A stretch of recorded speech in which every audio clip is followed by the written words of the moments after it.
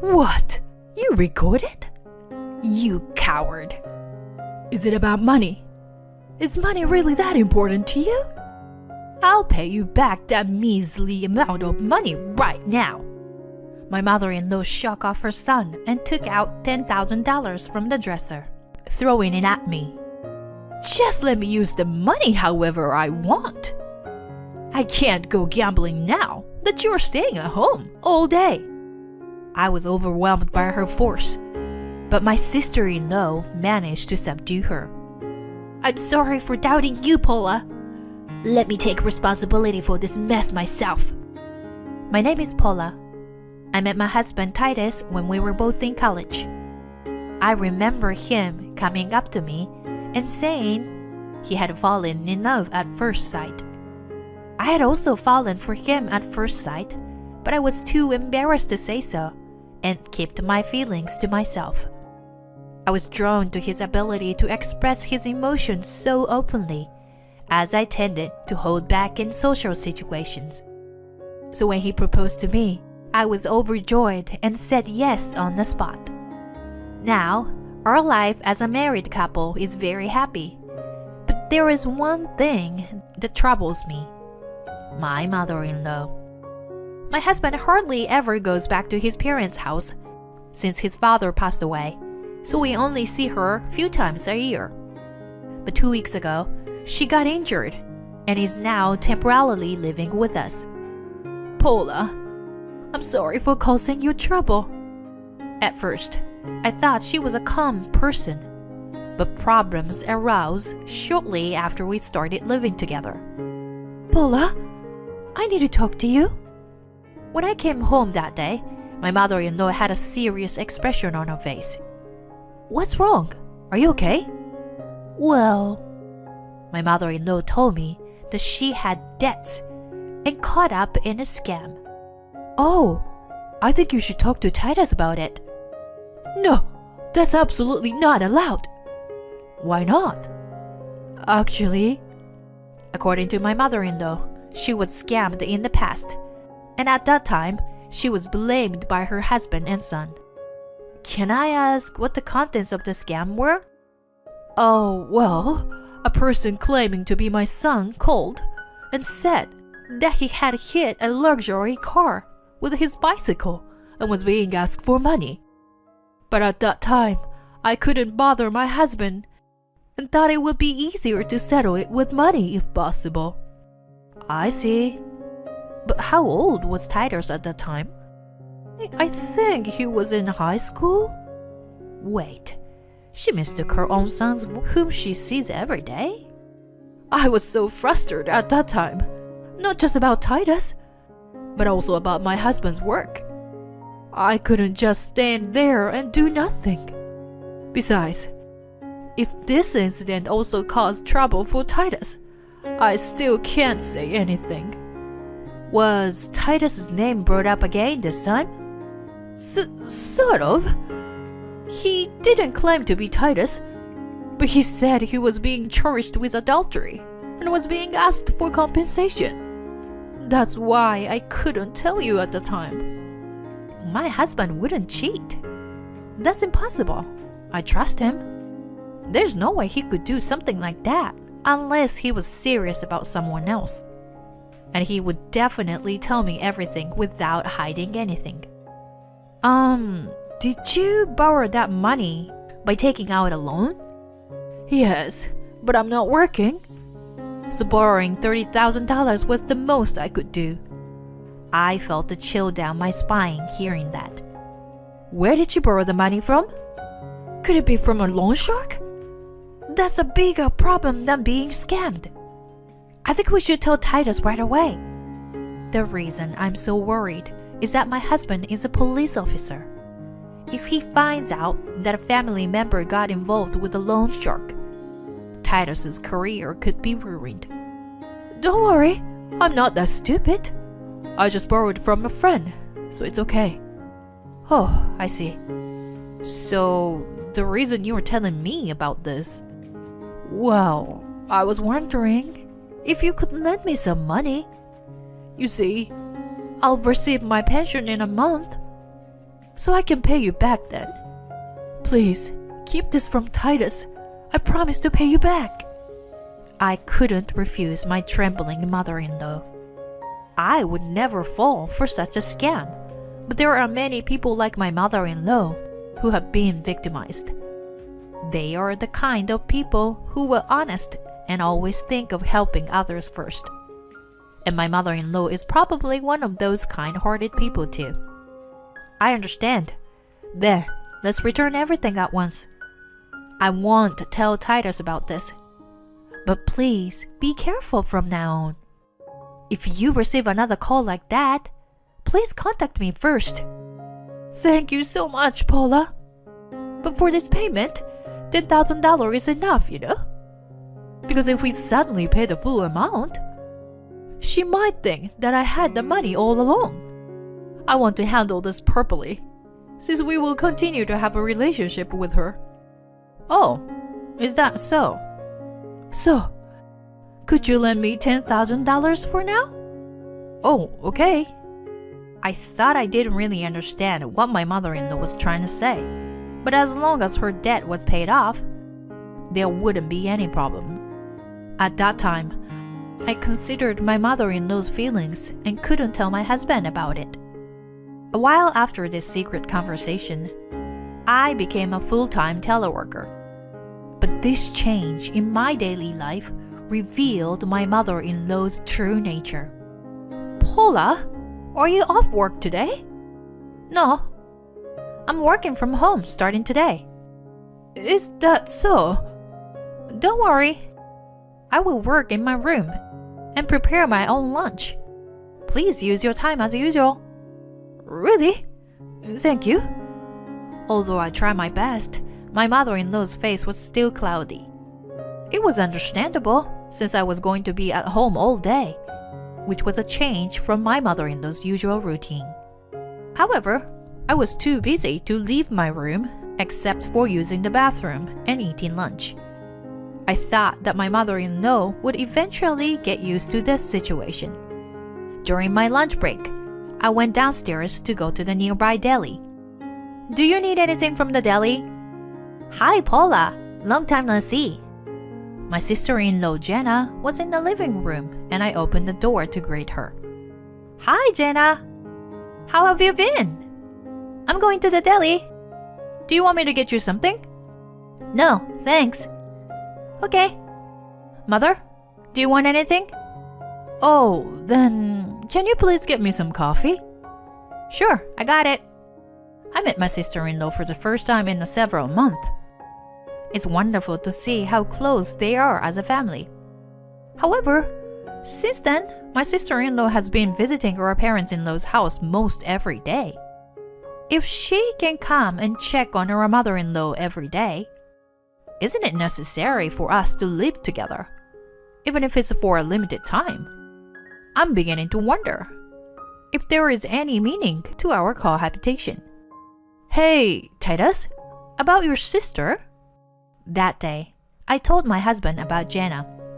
Huh? She comes here every day? Yeah, she sure does. Then, what's the point of us living together? You think so too, right? Yeah, I mean, Mom is surprisingly energetic. Yeah. And besides, it seems like she can't relax since I started remote working. It's not like anything bad is happening, but I feel bad making her worry about me staying all day. So I've been going to the deli to buy lunch every time. And I even asked them if they want anything. Paula, are you getting paid for that? Huh? No, I'm not. I never asked. Well, we should charge them for it. Your mother is paying off debt.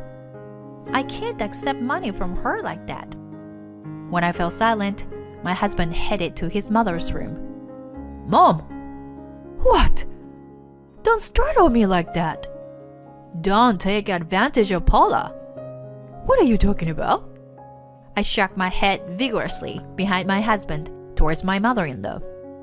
If you want us to do the shopping, please pay us properly. No, Titus, it's me. I went to the deli without asking. Doing things like that without proper communication is not good. Let's establish clear boundaries for these things. Mom, do you understand? Yes. Also, I heard that Jenna comes here every day. Titus continued. It felt like I'm tattling on my husband. But please think about how it affects me to see her every day. Even though I love my husband's straightforwardness. If Jenna can come here every day, then what's the point of us living here? She just come by to check on me, but always leave quickly. You're lying. I can hear that conversation through the wall. Anyway, if Jenna can make time to visit so often, we need to sit down and talk. How about this weekend? The next day, as I was about to take off to grab some lunch, my sister-in-law stopped me. Paula, I have something to tell you. Yes? You buy lunch at the deli every day, don't you? Yeah, I do. That's unfair, isn't it? Hey, Jenna, stop it. Mom, you can't say it, so I'll say it. Paula, that money belongs to my mother, doesn't it? You're unbelievable.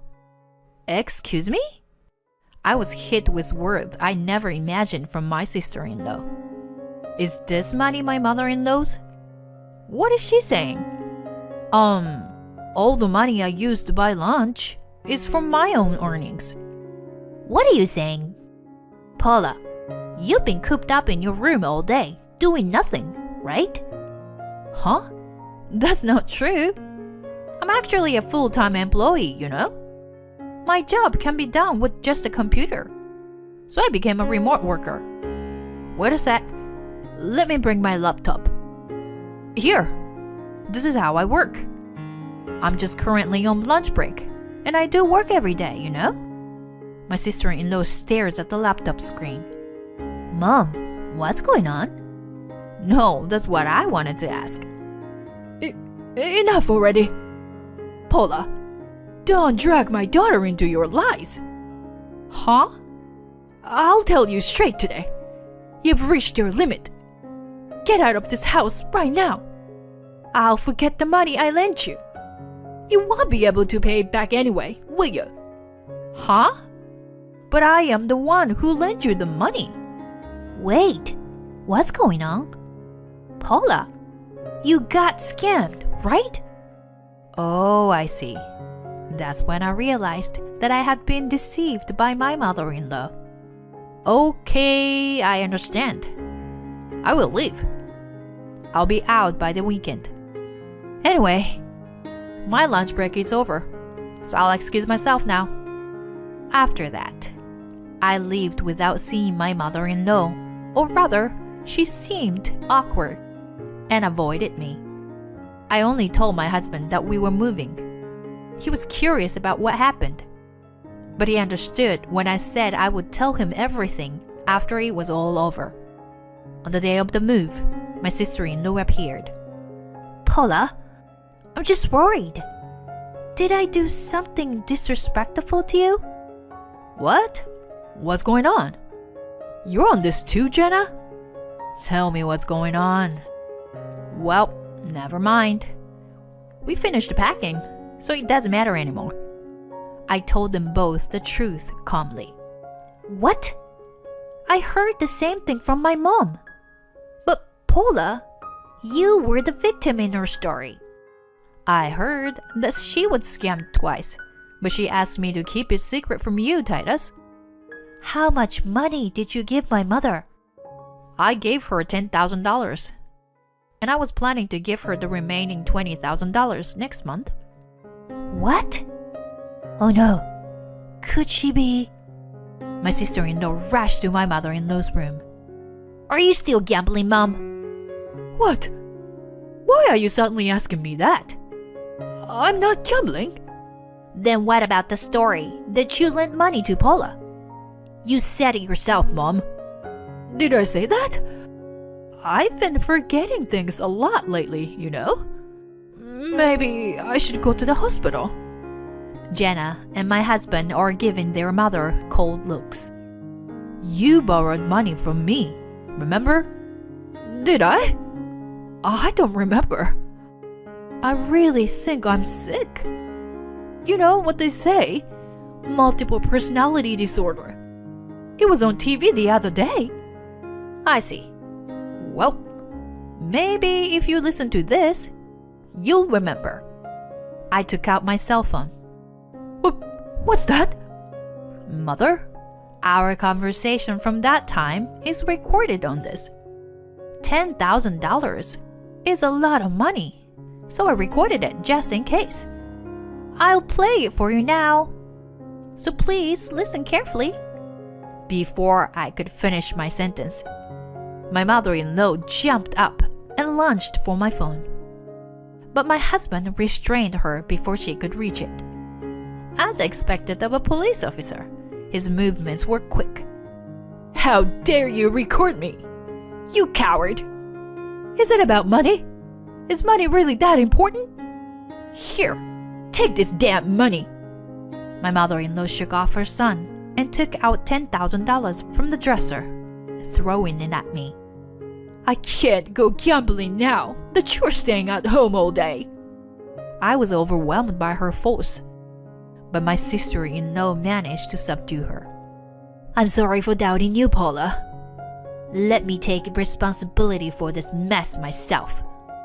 Before I could answer, my sister-in-law took action. You idiot! You went and wasted the money you borrowed from someone. What? Where did my sweet sister-in-law go? I looked at my husband in surprise. He said, Well, in my family, Dad and that sister of mine were rulers. No, that doesn't make any sense too. Pick up the money and return it to Paula in person. You idiot. Trembling, my mother-in-law collected the scattered bills as my sister-in-law urged her on. Here, please take these, Paula. All $10,000 have been collected. Please accept my deepest apology, Paula. I'm sorry. I will make sure to educate her properly so that this does not happen again in the future. After that, my husband and I never met my mother-in-law again. Sometimes my sister-in-law would update me on her current situation. My mother-in-law began working a part-time job due to my sister-in-law's strict education. My sister-in-law's family had moved in with my mother-in-law, and they were still keeping an eye on things. Is your sister some kind of gang boss or something? Once things had settled down, I asked my husband. No, she's not. But her imposing manner made me think she was. That was just her way of setting things straight with you. Oh, I see. But I'm glad that Jenna's misunderstanding of me has been cleared up. She hates dishonesty, you know. Actually, she wanted to become a police officer like Dad and me. But she had an accident when she was young, and her eye was injured. That's why she couldn't become a police officer. I see. But now, she has found fulfillment in getting back Mom on the right track. By the way, Paula, you've learned your lesson this time, right? Oh, I'm sorry. We shouldn't keep secrets from each other as a couple, right? If you had told me about this, things wouldn't have ended up like this. Yes, I know what you mean, hon. But you were smart. You recorded the conversation. Oh, about that? Actually, I didn't. Huh. So luck was on your side, huh? By the way, Jenna's crackdown was super entertaining. Yeah, right? I wish I had recorded it. We laughed while remembering the events of that day. If we learned something from this horrible experience, it is not to keep secret from each other. I have promised myself that from now on, I will consult my husband about everything.